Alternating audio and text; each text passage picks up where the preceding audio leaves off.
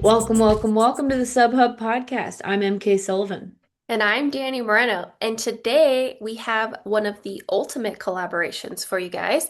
We brought on the whole team from Wild Strides Paper Company, which you have probably heard us talk about many, many times as we did a wonderful sticker collaboration with them. But today we talk about, the founder stories. We get to know the athletes, Grayson, who's a two-time world champ, Courtney, who was recently top 10 at Golden Trail World Series, and Courtney Coppinger, and Rachel Tomajczyk, who is a multiple Team USA member.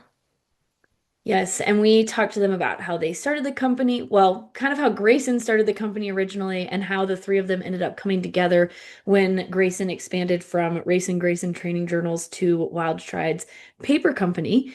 And we also thought about asking them about their years because they've all had some pretty good results this year, and we realized that that would be a podcast that would be way too long for you guys. So we did follow up at the end with some just like highlights of their seasons. Yeah, it was super fun chatting with this all women led company. We also chatted specifically about their coaching collective, which we will include all the information to become or get in contact with them about coaching services in the links in the show notes. But yeah, it just was like chatting with friends. Yeah, no, it was sometimes it's hard to do podcasts with that many people on it, but I feel like there was only like I did a blunder like maybe one time, and otherwise I felt like, it wasn't too overwhelming. And I think it's because the five of us know each other pretty well at this point. Yeah, no, I definitely agree. But before we get into it, we do want to give a couple shout outs to our partners. First and foremost, Never Second. It's been really fun. I'm at this point in my post-op recovery where I'm starting to shift from being more protein focused to laying down the carbs a bit more. And with my pin removal coming out next week, I'm already scheming with my nutritionist how we can start to up those carbs, and one of those things will be starting to take some gels, hopefully during some cross training. So it's kind of weird to be craving some gels, but I just feel like that's part of my DNA at this point as a professional trail runner. And so I'm really excited to crack open those orange gels again.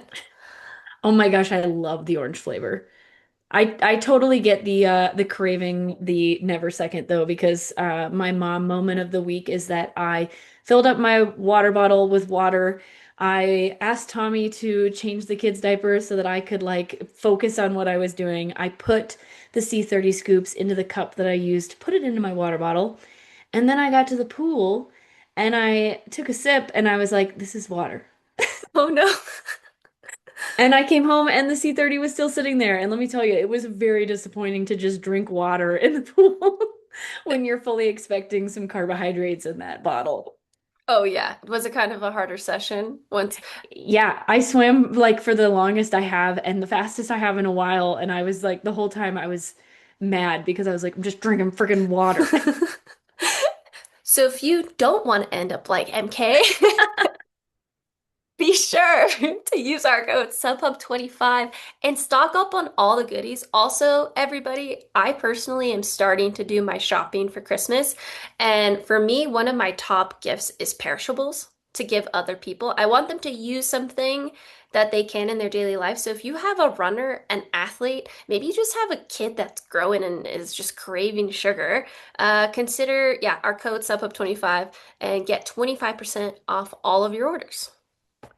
Yes, and our other ad that we should throw out is for, of course, our sub ultra stickers with Wild Strides Collective Co. And I want to correct something that I said during the podcast because I'm realizing that I got it mixed up with one of our other partners. I said that if you clicked on a link that you would get an additional discount, but that is not for this code. So Mom go check brain. out, yeah, go check out Wild Strides Paper Co. because we are now doing a bundle. So for a $24 worth of stickers if you buy them individually. You can get all of the stickers for $20. And then you can use our code SUBHUB15 to get an additional 15% off of that. Yeah, that I would go for the bundle for sure because Yeah. I love all of the stickers. I can't go without one of them. Might as well just do all of them. Yeah. And again, great stocking stuffers if that's already something you're starting to plan out. So, yeah, check it out at wildstridespaperco.com and Subhub 15. Absolutely. And enjoy this episode with Rachel Tomajczyk, Grayson Murphy, and Courtney Coppinger.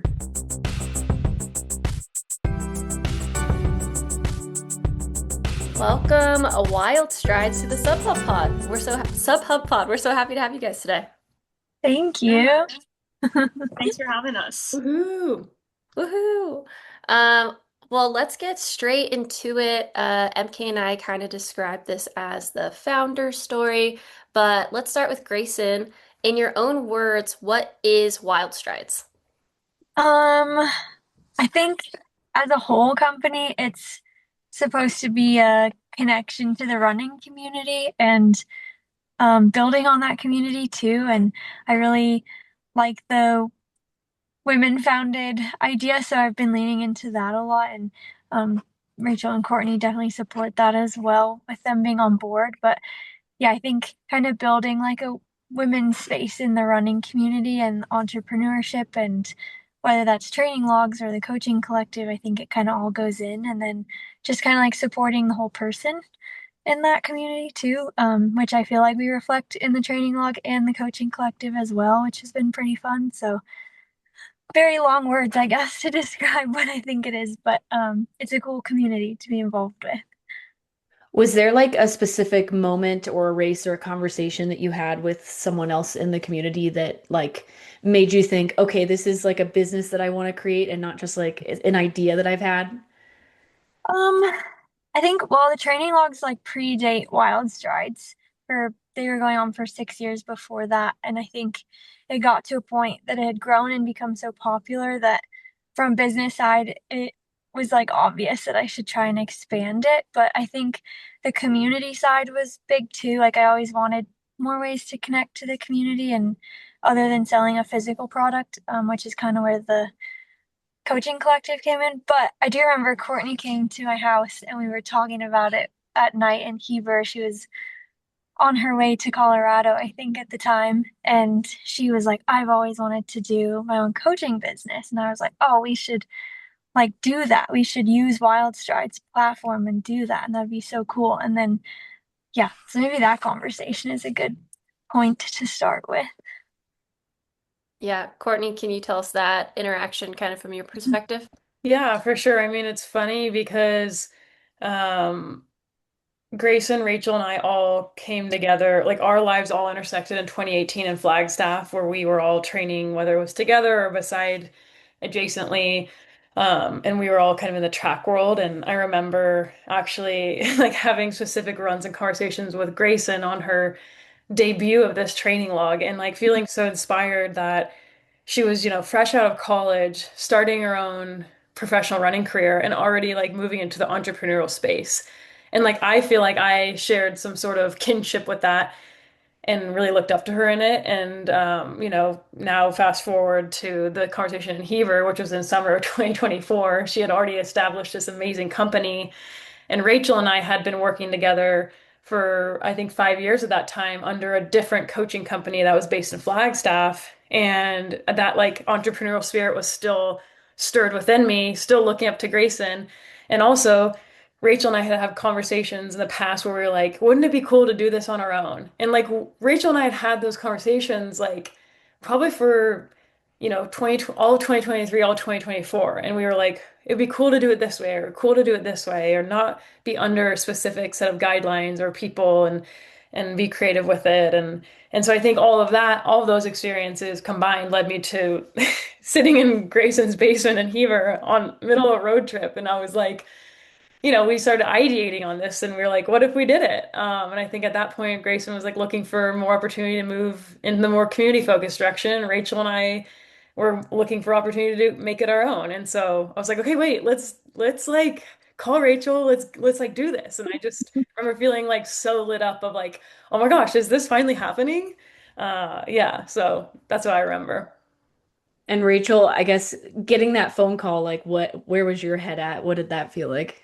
Yeah, I remember getting that phone call and I was so excited because, like Court had said, that was something we had talked about for a long time. And then it felt like kind of pairing this with Grayson too, just kind of already up to the momentum that Courtney and I would have had just doing it ourselves. It upped it even more. And to be doing it with two of my really, really great friends was just a cherry on top. And I think like Courtney and Grayson were saying, we met while we were in Flagstaff, and then we all kind of went separate ways after that. And I went the coaching route and ended up coaching in college, and then was moving back to Arizona. And I think I was in Arizona maybe a year and not coaching in college and just coaching online when Courtney came to me with this idea. And so I was kind of in the spot of like, hey, I want to build my online coaching platform a little bit more because I had come from college and was kind of doing something different now. And so, yeah, it just felt like perfect timing for me. And then an awesome chance to just do something with friends too. Yeah, I feel like that phrasing of let's do it and then actually doing it is the hardest part about creating something, especially with a group of people. Like, it's so easy to ideate and fantasize and come up with great ideas, but to actually all come together and be like, no, let's actually effing do this and like go after it. I just think that's really cool that you guys were all on the same page, and then also coming from a lot of different business backgrounds. Because, like Courtney said, Grayson, you're coming fresh out of college straight to professional running, obviously had your degree. Courtney, you're in tech. Rachel, remind me what you were doing before. Yeah, I was coaching at a school that was like a That's D1 right. school in the NCAA. So yeah, super fun. Just, yeah, coming in with all the different experience, which is super cool. And then also being all just badass women with kind of similar backgrounds too. I just find that super invigorating. Um, as far as, you come together, you create, how long did it take from like, let's do it to it actually launching with the three of you at the helm? For I feel like others inspiring to be entrepreneurs out there. Courtney, you were visiting in the spring, I think, like early summer, springtime, like maybe June. And then we launched in December of last year. So it's been almost a year now. So it took about 6-ish months to get everything put together and get all of our web pages organized and kind of like all the logistics put together. I love this. It's kind of like making me reminisce about you and I starting the podcast, Dani, because I was like, I feel like Dani and I kind of knew each other, but we didn't really. But that, like, let's just do this conversation. And I feel like all of us being professional athletes and being just like very strong women, once you have it in your head, you're just like, okay, we've come up with a plan. We just have to like execute it now. So I love listening to this from you guys because it feels like just yesterday, Dani and I were starting this. We little girls. How did you guys decide to divvy up responsibilities? Because of course, like it sounds like, okay, for the audience that doesn't know, Grayson, you had your Racing Grayson journals. Mhm. And then at what point did you acquire Wild Strides? I just want to make sure this timeline is very clear to the audience. And then how did you guys divide up like who was going to do what? So I created Wild Strides also that same summer of 2024. It launched in June, I think. So about the time Courtney was there. Um, and then yeah, I was kind of Rachel and Courtney have all of the coaching experience. So they were like very much the coaches, and then I was just like the back end like logistics part of everything and staying organized. But yeah, I don't know. What do you guys think? Yeah, I will say, I think as when you're talking about like, let's just do it, I think of Grayson. Like, I feel like she's the person that is really like the power behind all of this, where like if we have an idea, she's the one that's kind of like pushing it on and being like, yeah, let's do it. And Courtney too, I think, but I feel like you, Grayson, have done a really good job of doing that and kind of needed to be the one that did that since we were coming alongside you within Wild Stride. So yeah, I feel like it's been just like a really cool thing of us having an idea and then like Grayson really supporting that through Wild Strides. And so that's been cool to see. But yeah, I feel like we'll divide up some stuff. Grayson at the start was definitely more involved in setting up the web pages, I think, and like making sure that the website looked really good and kind of like fit with the whole Wild Stride like look, I guess. And yeah, Court and I were kind of on the other end on looking at the coaching details and how that was all going to come together. Yeah, I think it's also funny because I don't know if Rach and G have noticed this, but like it's even been in front of us, but people have said, oh, never go into business with your friends or be Yeah. careful. And, I just find it like, yes, it totally brings more challenges. Like, of course, you're going to have more like direct corporate conversations with people that you'd rather just like sit back and watch a reality TV show and riff with. But, and we did that when we came together for our retreat last February in Phoenix, when we like really brought this to life and put some like assets to it and built out the social media side. But I mean, it's been really cool to see we're like through each season of life too that we've been business partners this last year.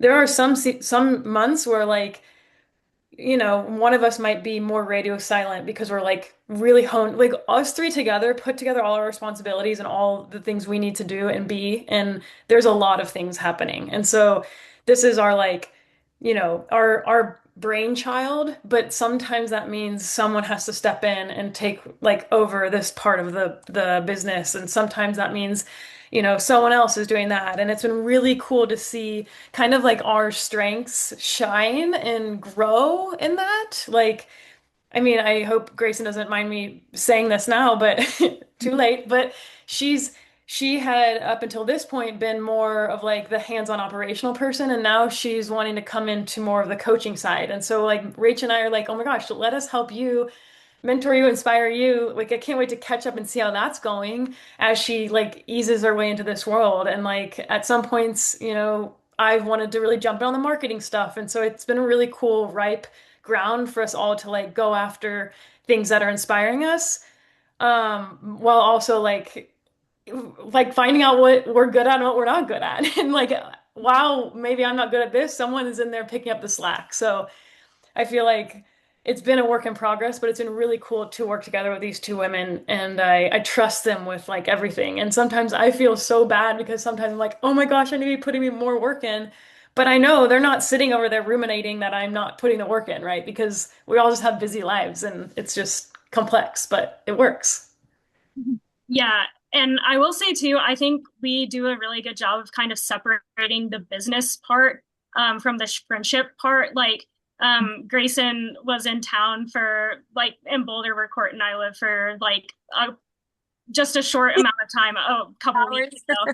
And it was cool. Like we got to meet up and hang out. And I don't think we talked about Wild Strides like at all. And it was just like, yeah, let's be friends. But then there's other times when we specifically plan, okay, let's have a phone call, talk about Wild Strides. So I feel like that's been a really cool part of working with them too, is I think that we can really separate the friendship part from the business side. And I think we're even better friends now than we were a year ago, which has been really fun.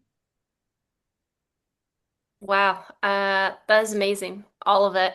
And I couldn't agree more, having been in workspaces with women who are also my friends. What you said, Rachel, and going off what you said to Courtney, it's just like that division is so healthy to have respect for your friend as a fellow employee, a co-founder, whatever, a manager, maybe you are the one managing them, and being able to separate that from the friendship, but also allow them to mix sometimes, because sometimes you do give the best feedback, constructive criticism when you know the person really well and are super empathetic to their situation. Like, hey, Grayson, like you are pregnant. Well, you've announced that, right? Yeah. Okay. I was like, oh shoot, I need to. Okay. Yeah, you definitely have announced that. It just felt like a secret for so long. I didn't want to, but yeah, like being able to have empathy for Grayson because she's going into her second trimester and being super understanding. And then being like, hey, I know you can't do this, but can you jump on this? Like, does that work for you? But anyways, I just love it. I just dream of, workspaces that are completely women sometimes and like having so much empathy for the very situations. I think it's really, really cool. And I've become a bigger fan, honestly, of the whole co-CEO thing that's been happening in the tech space more recently. I don't know if you guys have been following those industry trends, but it's like having multiple leaders that, like in your case, when one is having a hard time or like they just don't have the mental flexibility to do something, to be able to lean on the other person. And then finally, of course, EmKay and I having that experience as well. But I'm just like everything you guys are saying, I'm just like, yes, that is a sign of a really healthy workspace. Having being able to communicate is huge. So sorry to jump on that bandwagon. I was just fangirling while you guys were saying that. Um, as far as the creation and ideation of the products that people see on the Wild Strides website, who is at the helm of that, and how do you guys kind of kick around and kickstart those ideas? I guess for the paper product side of everything, um, I'm very involved in that. And then Brittany is our managing director. And so she's also very involved in that and sourcing products and manufacturing and sourcing a printer and all of that. And then design wise too, we both kind of are involved with that along with our designer, Hannah. And then we try and keep the coaching stuff adjacent but separate too, so that it has its own focus and priorities, and it might be under the same kind of brand umbrella, but we still want it to be like its own functioning business separate of the paper products. Um, but then our athletes still get some perks like free training logs, and they'll get some more stuff this winter for the holidays. And oh, did somebody else want to say something? Courtney, were you about to chat? Okay, sorry. So I'm assuming the answer is yes, and you can expound on this a little bit, any of you guys can, but do your own athletic experiences influence like what you're creating? Like, the beginning of Racing Grayson journals, like there had to have been a thought that like this is a product that's necessary. So just kind of, yeah, like walk us through that. I can jump in on that one. Well, it's something that I forgot to say, like when we were creating this, was we also were like, when we had this idea, we said, wait, hold on. Also, can you name anyone else? I mean, I'm sure there are others, but who have like represented the US on the track and trails.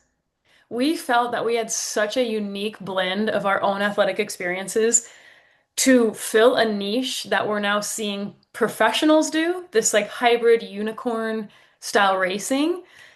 Like the professionals are going to do it first, and then we're going to see the recreational side do that. And we already were seeing pros do it, and these other individuals trying to like run 100K, but then also come back and run Boston. And we were like, why can't we fill that niche of athletes using our own athletic experiences to bring that into the coaching side of like, when we were creating identity of what are we feeling that's different? How are we different than the other coaching companies? That's what came out of it was like we want to inspire athletes and individuals and women too to in a way that says you can be the best version of yourself, and that can include ultras, sub ultras, track racing, bike racing, whatever you want to do. Like we've had such a variety of our own experiences that we are like, we have to lean into that so heavily because we also were looking around and comparing to other coaching companies, and we are like, not to knock any other coaching companies, but we were like, huh, okay, it seems very male-centered, run, very like qualified for the Olympic trials, and now I'm coaching marathoners. And we were like, we're not that type of person. We're just so much more. And so how can we create and inspire a community that also falls into that? And I have Rachel and Grayson like follow up on this, but I think our athletes in the community we have created are exactly that. And we have a lot of cool ideas moving forward that are going to only increase that potential of like physical community and space in the sport. Yeah, no, I totally agree with that. And it's cool because that is then personified through the various products that you do have on your website. Like you aren't just trails specific, you aren't just road specific. It's kind of like when you roll up to a road race and there's all these different random sayings of t-shirts you can buy that are just for the road runners, and then you go to trail and it's like the same thing. It's cool because yeah, just like perusing through your different cards, it's like if I identify as a generalist more than a specialist, like there's everything for me, but if I want something specific for me, I could pull out those stickers and those cards, etc., which is really cool to see.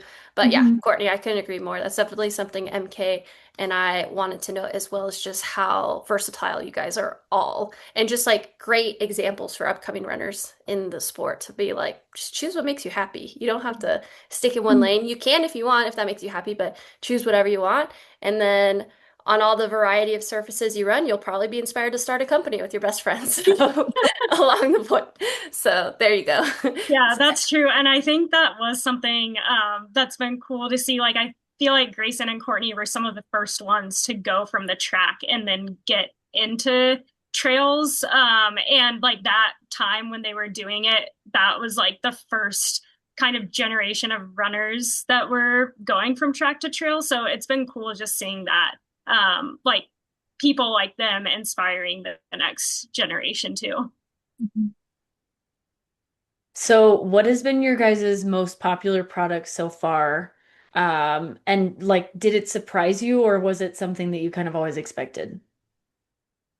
Oh, yeah, it's always, I think our training log has always been the flagship product and always will be. And um, it's also our highest price point product, which is great for business. But I think that's like why I wanted to build the other product offerings around the training log because it had such an established audience and people coming back for it, and it had done so well on its own. And then being able to add the cards and the stickers and the collabs that we've been doing too, like the SubHub collab, has been really fun additions, just like in the paper product space and running adjacent or pretty running focus too. But yeah, it's been really fun to have like the product offerings grow. Yeah, let's jump into the collabs real quick because we can talk a bit about ours here in a second. But I saw that you guys announced a collaboration with Hilly Goat last week on a training log. Did she come to you guys? Like, was this a something that happened at Worlds? I imagine maybe. Actually, no. So Okay. the idea started over a year ago. And we had to put a pause on it because I was trying to launch Wild Strides as a whole too. And I was like, oh, can't do everything at once. So yeah, we kind of had started the groundwork for it, and then it didn't come to fruition until this fall, but it had been in the works for a little bit. And it was a cool take. She did come to us with the idea of the mantras journal, and it's similar to the training log, but it's very much more focused on journaling and mantras and like her sports psychology take on everything, which is really cool, and sports mental health take on stuff. And she brings a cool perspective to that. Yeah, I absolutely love that. And it's cool just to power with another female entrepreneur. I mean, she wrote a book that crushed it and went on a whole book tour. And so maybe she's provided you with some experience as well of how to navigate things. But yeah, seeing that, I was like, oh, that is a great idea. I love that they did that. And And I like you should, said, I oh, was go gonna say ahead. I should clarify because we get in trouble from our family for not Oh, clarifying. yeah. Hilly Goat Who is is Illy Hillary Goat? Allen, They're like, North they North Face collabed with a athlete. goat? Yeah, sorry. Yes, Hillary Allen. And she's ready with Brooks, right? Yeah. Yeah. Yep. But speaking of another collab, we had a collab with you guys as well to make some stickers, which was super exciting and kind of the same thing. We came to you guys, uh, right? Yes. Yeah, I think I texted you, Grayson. Oh no, Courtney. I think I first. Yeah. It kind of is all jumbled together, but I saw Courtney at GoPro Mountain Games, and then maybe texted Grayson along the way. But we came up with some cute stickers because, like you said, like highlighting the versatility, and a big part of that is highlighting, giving a little bit more love to the short trail, the sub ultra, the short trail races that you guys all crush as well, and MK and I have a lot of experience in. And so yeah, that was a really fun process, just like doing that with you guys. What was your motivation for reaching out and for paper products in general, I guess, too? I think first off, I love paper products. I think EmKay does too. Like I'm a big journal sticker person. And then just like us saying stuff on the podcast that people would be like, "Oh, we like it when you say that. Oh, that's kind of funny." And then when we're racing, people are like, "Oh, the Sub Hub pod, like way to go, like Sub Ultra Baddie." And so yeah, and then partnering with another female company, it just seemed like a pretty straightforward idea. Yeah, Mhm. and I would say that like pretty much everything that you guys make is like very aesthetically pleasing. Like Dani and I like your products, and so it was like we've tried to make stickers for ourselves before, and I can Yeah. guarantee you they were not that good. So I was like, when Dani brought it up to me, I was, looking through like the rest day sticker pack and stuff like that, and I was like, these are so cute. And when Brittany sent us the proofs, I was like, I'm so glad we did this. They're all over my water bottles in my cars now. My car still needs a less than 26.2 sticker. That's my favorite. Yeah, it's so funny. I think my dad asked me about it the other day. He was like, "Why does this say less than 26.2?" I was like, "Because it's sub ultra, Dad. Come on." Oh, you know. I love it, getting the questions there. Yeah, I would say one of my favorite memes with you guys was actually coming up with the different phrases and stuff too that we'd Yes. eventually land on, which was an awesome. So yeah, if you guys want to check those out, those are at Wild Strides. We are now offering a bundle, which is really exciting. Brittany gave me the info, so you could check out the Sub Ultra sticker bundle, and you could still use the code SUBHUB15 for additional 15% off, which is really exciting. Yeah. Yeah, and we will include the link for that in our show notes because I think that if you click on the link, you also get like an additional little bump as well for discount, right? Yep. Cool. So make sure you Brilliant. guys look into the show notes as well. Yes. All right, we have established how Wild Strides came to be, how Grayson, Rachel, and Courtney found themselves at the helm. Let's dive into the coaching because we'd love to just highlight this. MK and I admittedly want to learn more. We still kind of like have sifted obviously through the Instagram and the website and stuff like that. First off, it sounds like you guys were working with a different company, and you kind of answered this already, but Courtney, we'll throw it back to you. What was the intention behind creating this collective versus all you guys kind of going off and doing your own thing? Yeah. So I think Rachel and I had been virtually coaching for 5 years at that point and felt like we had a handful of experiences with a wide range of athletes. And like as you gain experience in any sort of career, you start to question like, okay, I could just do this forever, or maybe I could do it in a way that feels more purpose-filling and meaningful.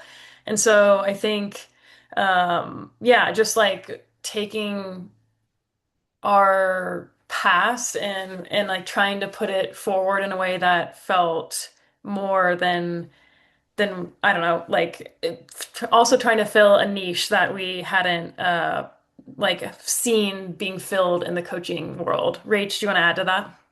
Yeah, I think yeah, it was kind of just I guess a time where we could take what we have learned from the previous coaching company that we were at and then just throw it into something completely new with other people. And I think for me, it feels kind of overwhelming just to start something on my own, but having this momentum that was already there from Grayson's journals and then a friend coming alongside me that had already been coaching at the same company that I had been coaching at. And we kind of like had seen pros and cons from that and knew kind of what we wanted to do and what we didn't want to do. I feel like it was just really helpful to have a couple other people come along beside me instead of just me on my own trying to figure it out on my own because I think Courtney and Grayson have awesome ideas. So it's great to just be able to work together and yeah, come up with great ideas between three people instead of just one. And so I want all three of you to answer this, even Grayson. I know you're like just now kind of like moving into this space, so you may not know yet. But as a coach myself, I very much know what kind of athletes I am looking for and what type of athlete I want to take on. So like, what type of athlete is the perfect fit for each of you personally, maybe, but also just for Wild Strides generally? We've been having this conversation a lot recently, actually, because as you gain experience, you can also get a little bit pickier too of who you choose to bring on. I'd say for me, my ideal athlete is somebody that really wants to like find the best version of themselves and bringing running into that, but running isn't like their identity. Or maybe their running is their identity and they want to work in a way that's like work out of that, and try new things that might relieve pressure, get them out of this like pressure cooker that they've grown up in. More specifically too, I'd say like like younger to middle-aged females, I feel really inclined to working with, especially people that are wanting to get into the trail world. Like people that are like, I want to try a 15K and maybe go into the 50K and just see. I love working with people like that because to me, it's like a whole, like that type of athlete, it's like a puzzle to like put the pieces together in a way that like, who knows at the end of the day, what they're going to do or what they're going to like. But I see it as like a blank slate of like somebody that's like, okay, I like running, but I want to try these other things. And I'm like, that lights up my soul. So those are the type of people I like to work with.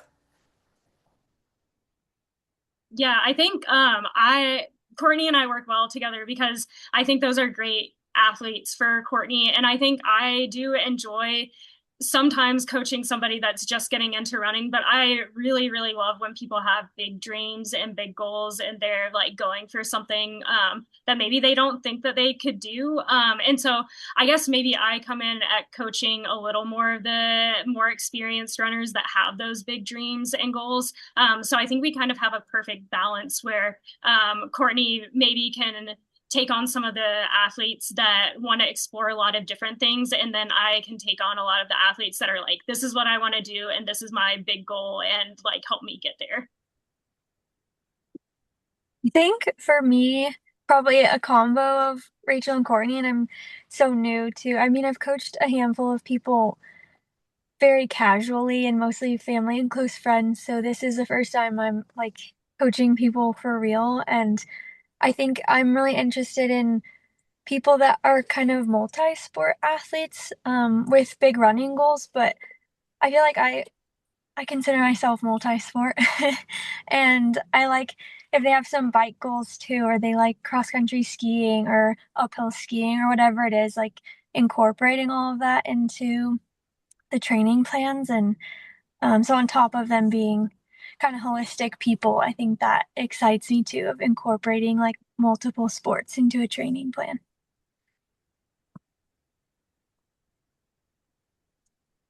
Yeah, I can resonate with all those. I feel like generally I really enjoy coaching women as well. I think I'm in the Courtney of like the 20s to honestly though, I have like a couple of women in their 60s that have been a lot Yes. of fun to coach as well because they still have big goals and it's so cool. But I do any of you guys have roster limits or are you guys still kind of like in a time and space where this is new enough that you're just kind of like we'll get what we get and we'll see what we can handle? Yeah, I for have a hard stop at 5. yeah, I think for me it's a little bit harder. I kind of like during the season when I'm still training and competing a lot in the fall and summer just to kind of like maintain what I've had through the year. And some athletes will maybe drop off at that point and I might not refill my roster, but kind of in the winter and fall, I like to build up more people. So I still have a few spots left, but it definitely ebbs and flows through the year, I would say. Definitely. What about you, Courtney? Do you have a hard stop? Oh, no. I mean, my answer to this is like way longer winded where I was working like a tech career and got laid off this year and then was like, oh, I need to like up all of this because I don't have running that's not paying the bills and now running is going to pay the bills and so now I don't have to have the roster spot, but I still want to feel it out how it feels because I'm just entering this whole running only, coaching only sphere. And so that's a long-winded answer to say I'm still feeling it out. Yeah.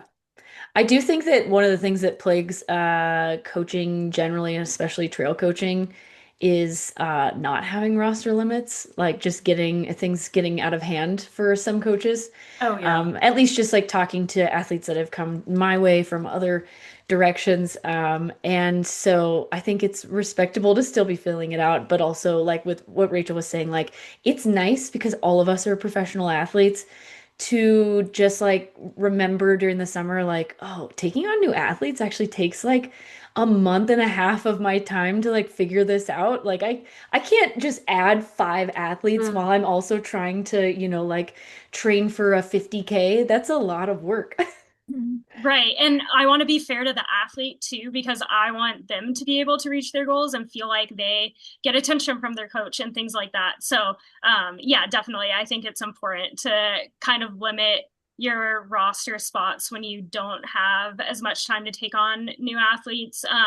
And I found for me anywhere like between 20 and 25 feels like I can give a lot of attention to athletes, but a little bit more than that, it kind of starts feeling like you're not able to give like Yeah, you're specific like, attention. I can't remember who's doing what at this point now. Like, yeah. Yeah, totally. Yeah. And then I think also just the more, the longer you have an athlete on, like I've been coaching some athletes for like 5 years or maybe more. And so once you kind of have athletes where you've had them for that long, it feels like the relationship is built and you just know like what they're going for, what paces they're trying to hit and workouts. And it's a little bit easier. Whereas like what you're saying, it takes maybe a month or two to like onboard an athlete and really understand their goals and understand what works well for them in training and kind of like be on that same page with them.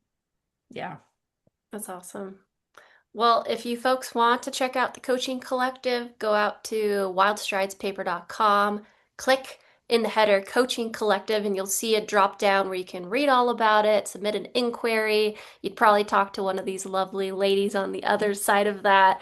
But yeah, I just think that's really cool. You guys are one of the very small handful of full female coaches, which I think is really awesome and hopefully less unique as time goes on. But for the time being, yeah, that's super awesome. Let's speaking of big summers and when to incorporate athletes or not, you guys all had very interesting years, awesome years across the board. And so, if anyone wants to learn about Rachel, Courtney, or Grayson, we'll include their personal Instagrams and any other links in our show notes. But today, we're going to do more of a broader form of each of their years because each of them could take very much an hour-long episode to dive into the if that. At least that. Sorry, I can't talk today. So, Rachel, let's start with you. What went well this year? Where was there room for improvement? And what are you looking forward to next? Yeah, I think this year was one of my harder years on the trail, I would say. I got sick a lot at really terrible times. So yeah, I feel like that just happens in some seasons where things don't always work out how you'd want them to, and you can't really control things. But I started off the year with a half marathon PR, so the year started off really well.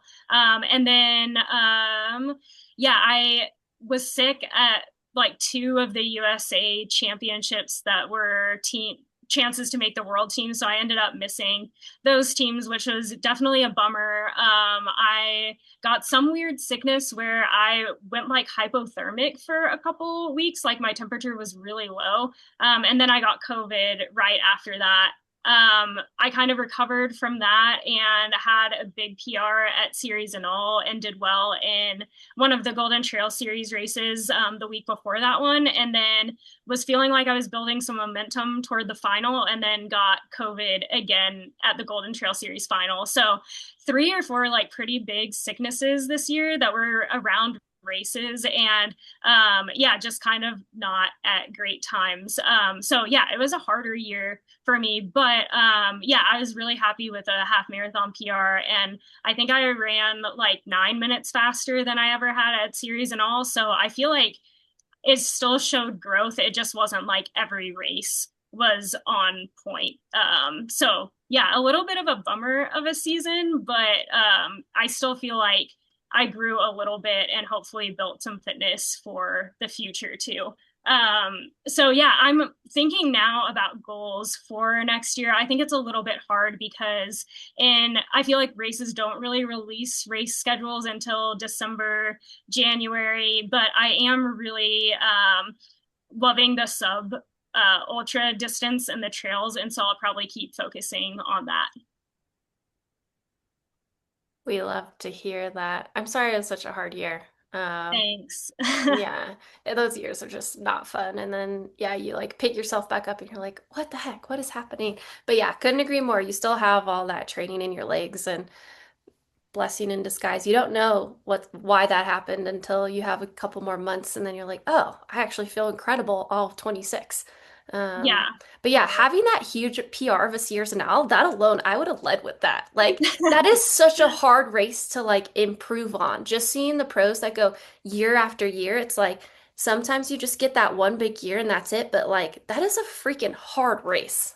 Yeah, that it is a hard race and it's always really competitive and really hot and things like that. So I feel like just getting experience there the past couple of years and then being able to have a year where I felt like I crushed it for myself felt really good. So yeah, Yeah, MK's dying to go back, by the way. I really am. do it.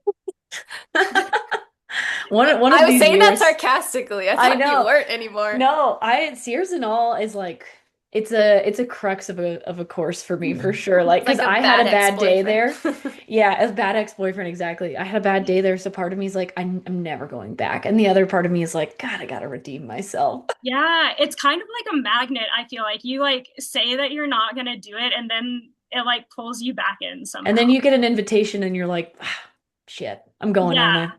The best Yeah, way to not get into that cycle, I feel like, is just to never race it ever. But once you yeah. race it, then you have to like keep going back.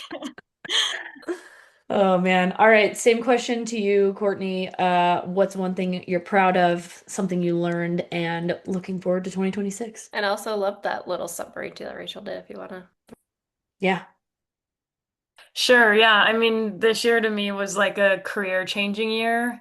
It was the first year that I ever raced truly, like gave training my all in the trails and racing my all on the trails. I led with the goals of like having no expectations and not getting nervous at any races because in the past that has like really dampened my ability to train and race. But this year I basically like put it all aside and was like, I'm gonna give myself one last go at this sport and see what direction it leads. Ended up qualifying for the World Championships, finished top 10 in overall Golden Trail Series rankings at the end of the year. And yeah, it was just a big year that opened up a lot of opportunity looking forward. Um, Something that didn't go well, maybe I'd say it just was a burner of a year because I had to basically like claw my way into specific competitions and races to get myself in a place where I have specific UTMB index scores, ITRA, people know my name. It was like a hustle of a year. So it's like I had to race hard and train hard from April truly all the way through October. And so by the time I got back here, I was like pretty burnt out. Um, but thankfully, that will like lead me into some lesser heavy years, I think, moving forward. I'm looking forward. I'm really excited to do some of the heavy hitter races. So last year I couldn't get into Sears and All or Zagama or any of these things because nobody knew who I was. And now I get to pick what I do, which is really exciting. So, yeah, I'm definitely thinking about doing a few of those. Not quite certain on which ones, but yeah, we'll be staying in the sub-ultra space and racing a full season probably on the Golden Trail again. I love that. Uh, I just feel like that's a great story. You're like one last go, and then here you are cracking it open. Now you got like 10 more years ahead of you. I was like, well, dang it. At least whatever you want. You're like one last Hail Mary, and you're like, oh, this is great, actually. It's so funny, yeah. Well, yeah, it was awesome watching you just crush the Golden Trail World Series all year. And I mean, I love when people can put that, just put the words to it. It's like, yeah, sometimes you do, like, you actually have to hustle, like sometimes to get into those races, many times to get into those races, and people under appreciate like how much hard work that takes. And many times than not, uh like you're paying out of your own pocket to start Yeah. with, which And is tough. and it's super hard to get your indexes up. Like, it's not just like you race one race and you're like, hell yeah, I'm elite now. Like, even though I won this thing or whatever, it's like you have to put in so many races, which is kind of bullshit. Mhm. But it is what it is. So, I mean, yeah, I'm glad that you made it from April to October because I feel like, I mean, not calling all of us old, but like at our age, like that's hard to do. Yeah, no, it was a mental gymnastics of a year. You know, it was like the only way that I got through it was like my mindset. And so the physical stuff followed, but like I had to get my mind right. And unfortunately, it took me 10 years to do that, but it's okay. At least we're here now. Better late than never. One Yeah. last go. Next Yeah. year, one last go. Kidding. Just come in every year with that mindset. No. Yeah, absolutely. Congrats on the Golden Trail and everything. All right, Grayson, round us up.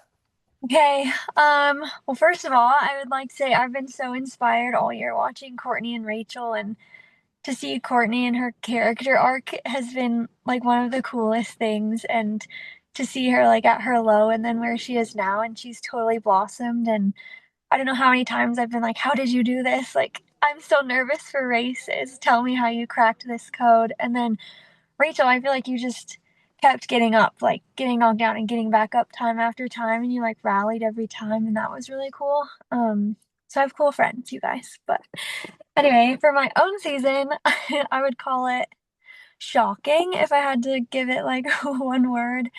Um, it was really strange. It was bookended by like a Crohn's disease diagnosis in March and then a surprise pregnancy in September. And so my races in between were kind of coming back from Crohn's, like trying to get my feet back under me, dipping my toe into the ultra with air quotes because it was a 50K, but the ultra That space is for an ultra. yeah, That is yeah. 100% an ultra. Dipping my toe in the ultra space and did qualify for world champs in the short trail, which was a big goal of mine. 0 out of 10 would recommend getting pregnant before your A goal of the race or A goal of the season. That was tough to go through. So yeah, I think I had a lot of unfinished business and just like stuff I was hoping to do in the next 9 months that now gets to be pushed back. And looking to next year, my big goal this year is to run a road marathon and get an OTQ time. So um one got canceled for Crohn's and one got canceled for pregnancy. So maybe third time's the charm, and I'm hoping 2026 will bring, probably end of 2026, but bring an OTQ time, and would love to get back on the roads a little bit before jumping back into the trail space. Absolutely. I was gonna ask like what would your plan be in terms of like return to racing, but you answered that because Yeah. yeah, I think that like the flat fast stuff, I mean, I don't know yet because I haven't done it, but like my thought was like sub ultra or like roads made more sense than like trying to come back and run like a 50K or a 100K. So that's awesome to hear. Would you shoot for like CIM or marathon project type timeline? Yeah, maybe sooner if I'm feeling good enough. But I I don't, guess yeah, your due date's in May. I don't know why I yeah. thought it was later. So we'll see. Don't want to put pressure on it, but you'll have to keep me posted on what feels better because that was my thought process too, is get the speed back. And then for me, it's always been easier to go like fast to slow than the other way around. So I was hoping Definitely. that would kind of work out. Yeah. I'll Fast to keep you slow. updated. Yeah. Let me know. I love how she said fast to slow. I get it. I like I know, I I get it. love I get starting it. like a season with like something fast and then being Yeah. like, okay, now we're gonna plug through 100K training, I guess. Yeah. And it's really cool. Rachel was saying before we jumped on the podcast to EmKay, like it's been really cool to see that return from post baby running because there's that content is honestly just starting to like really get going, and it's been really cool to see a lot of our road runner counterparts. Like I think her name's McKenna Myler. Yep. She crushed it like after a baby. She almost like made the Olympic team. It was crazy. And that was like 6 months after something like that. So it's really cool to have all those women starting to like, I don't know, just to share more of their stories and show what's possible. And to your point, the unfinished business, I feel if I sprinkle some of my 33-year-old wisdom is I've learned like there's just endings to seasons. There's not a good ending, there's not a bad ending. Like it's just your ending. And it's truly your character of how you decide to return from it. So even if you end with like your worst result ever, you're probably going to be extra inspired or unfinished business, extra inspired. If you end on a high note, you're probably like, I'm the shit. I'm going to keep doing this. Like regardless, the characteristics that got you to this point are gonna help you after that point as well. I don't know if I articulated that well, but yeah, it's your ending. Very Cool. wise. Thank you, thank you. All right, you Our guys, sage. our sage. Um, Thank you so much, Wild Strides, for coming on today. Before we get off, just say each of one of your favorite products that you think the audience should check out. Oh, I'll go with mine. My Sub Ultra Baddie sticker. It comes Hey, yeah! Oh my gosh. So cute. I gotta say the training log because that's my baby. That's your first Yeah, baby. that's my first baby. And I would say all of the cards, there's some really, really cool cards, like postcards that you can send to people. And so I feel like those are really fun because nobody writes letters anymore. So if you get an actual handwritten letter in the mail, I don't know, it just like means a lot. So I think that those are really cool. I also That's love awesome. those. Yeah, those are so cute. And again, make sure you guys check out the show notes. We will have the link to our Sub Ultra sticker pack. You just saw one of them if you're watching the YouTube on Courtney's phone there. And yeah, thank you guys so much for joining us today. And we'll have to like have you guys on separately to talk about your actual seasons at some point. Yeah, once the calendars come out, we can talk about Yeah. 2026. Yeah. Thank you for having us. Yeah, thanks so much. This has been fun. Thanks. This has been the Sub Hub Podcast.